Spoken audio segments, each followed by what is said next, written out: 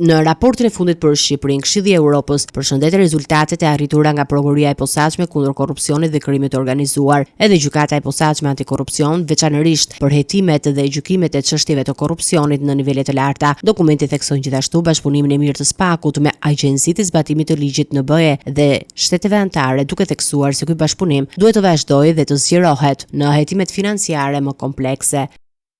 Këshilli vlerëson pozitivisht zbatimin e vazhdueshëm të reformave në drejtësi nga Shqipëria dhe nënvizon nevojën për të ruajtur integritetin dhe llogaridhënien e gjyqësorit përmes zbatimit të standardeve të larta të vendosura nga procesi i vettingut. Theksohet rëndësia e pavarësisë së gjyqësorit të SPAK-ut si dhe nevoja për të forcuar më tej qëndrueshmërinë e sistemit të drejtësisë ndaj çdo ndërhyrjeje të brendshme ose të jashtme, thuhet në dokumentin e Këshillit të Evropës. Për të çështjeve të drejtësisë, raporti bën thirrje edhe për një reformë gjithëpërfshirëse zgjedhore në përputhje me rekomandimet e OSBE-ut dhe Komisionit Venecias. Këshilli thekson rëndësinë e rolit të Kuvendit të Shqipërisë dhe miratimin e këtyre reformave dhe garantimin që procesi të jetë gjithëpërfshirës, konstruktiv dhe transparent. Sipas ekspertëve, vlerësimi i Këshillit të Evropës është një sinjal pozitiv për avancimin e Shqipërisë drejt Bashkimit Evropian, por paralajmëron nevojën për zbatim të vazhdueshëm të institucioneve të drejtësisë dhe për respektimin e plotë të standardeve të Bashkimit Evropian si element kyç për progresin e mëtejshëm në procesin e integrimit.